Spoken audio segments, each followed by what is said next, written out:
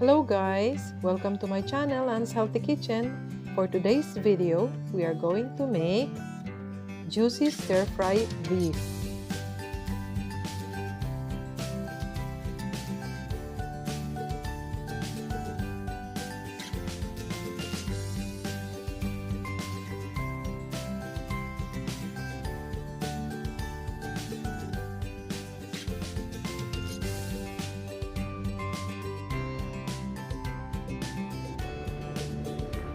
Okay, so itong ating mga sangkap sa ating beef marinade. Meron tayo ditong beef, meron tayong oil, water natin, pepper, cornstarch, at saka ang ating baking soda. Okay, so itong baking soda, ito ay nag-help na para mapalambot natin ang ating beef. Ang ating beef is thinly sliced. Tingnan nyo naman. So, madali lang talaga itong stir-fry natin.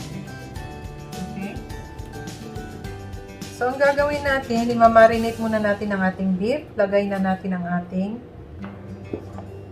pepper, ang ating baking soda, ang ating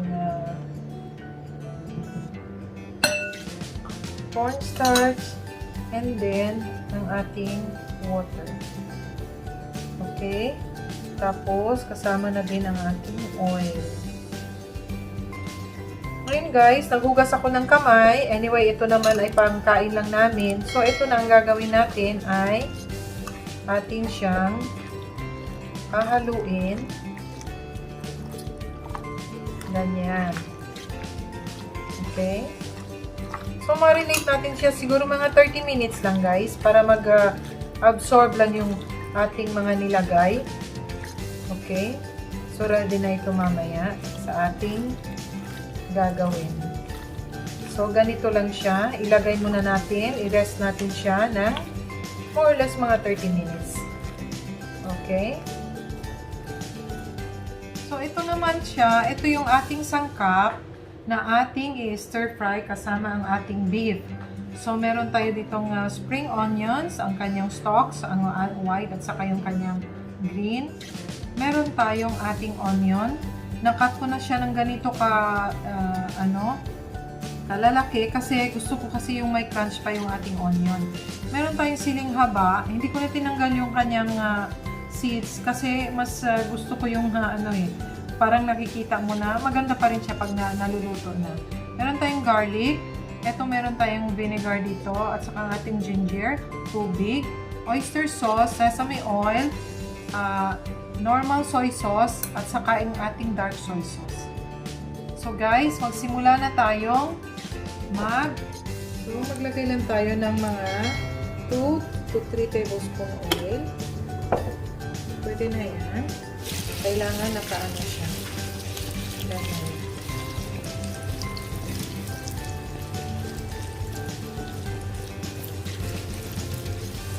Isa-isahin natin.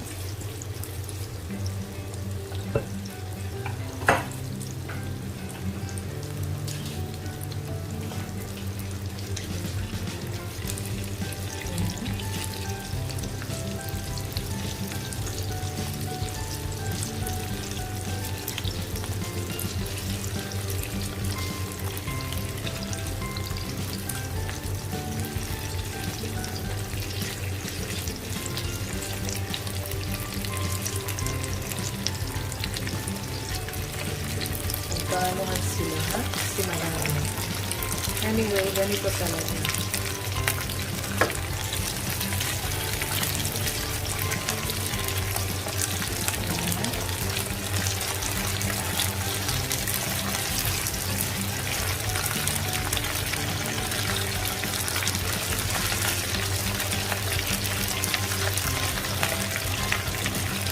Sa konting tiyaga, alam niyo naman, pag nagluluto tayo, ganyan ang magiging itsura ng ating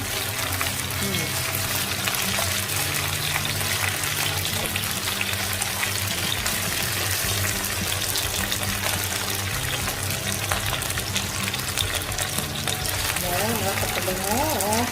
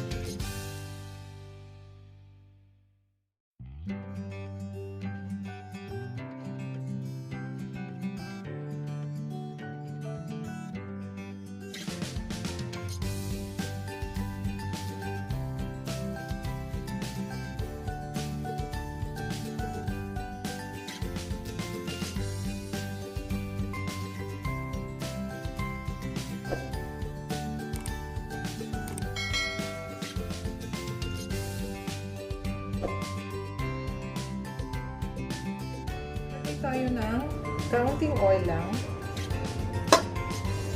And then, ang ating sauce, ilalagay na natin ang ating yan, mga soy sauce, ang ating oyster sauce.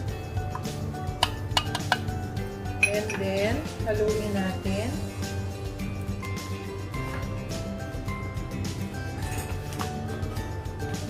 Ayan, haluin natin siya. So ngayon, ilagay na natin ang ating ginger. Ayan. So, nangangamoy talaga ang ating ginger.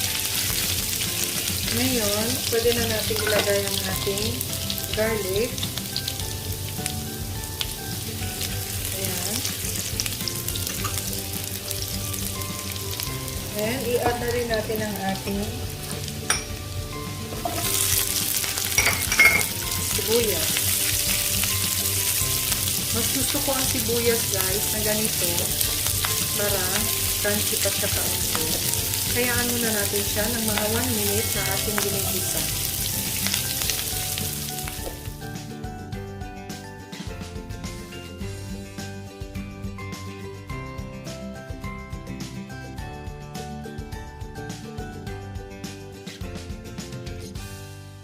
So ngayon, ilagay na natin ang ating beef. Tapos, ihalo natin siya.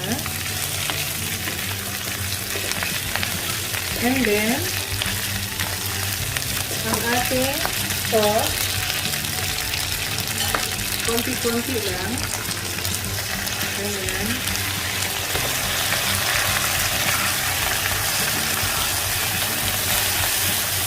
Ayan.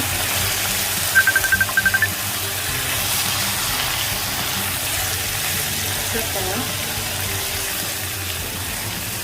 tingnan nyo naman, ang ganda-ganda ng itsura ng kanyang beef at saka ang ating sibuyas. Ngayon, pwede na natin ilagay ang ating green onion. Ayan.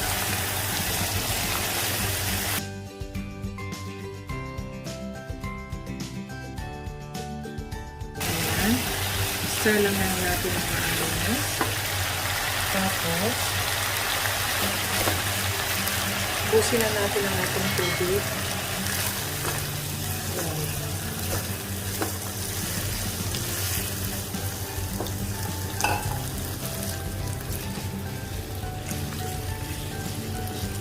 Tingnan nyo naman, guys, ang ganda na ng kanyang kulay. At saka yung mga nilagay natin na pampalasa natin ay tamang-tama na. Ngayon, ilagay na natin ang ating sesame oil. And then, kasama na ang ating onion. And then, ang ating sili.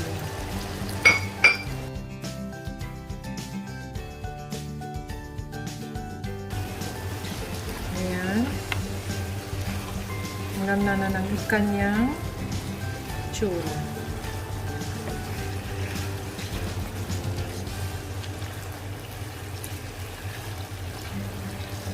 O, tingnan nyo, guys. Di ba? Maganda. Madali lang siyang i-prepare. Wala pa siyang 20 minutes.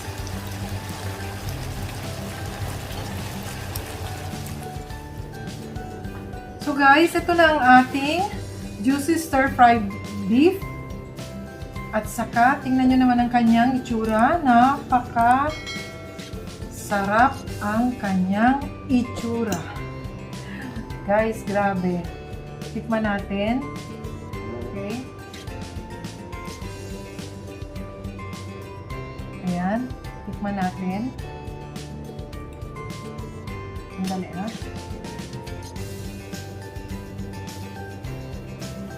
Guys, napakasarap.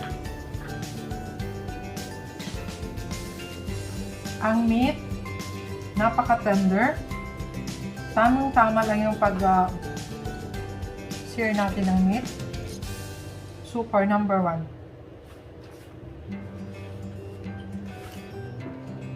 Guys, kung nagustuhan nyo ang video ito, like na and share. And don't forget to subscribe to my channel, Anne's Healthy Kitchen. And comment down below. And don't forget to hit the notification bell for more updates on my new videos. Salamat guys!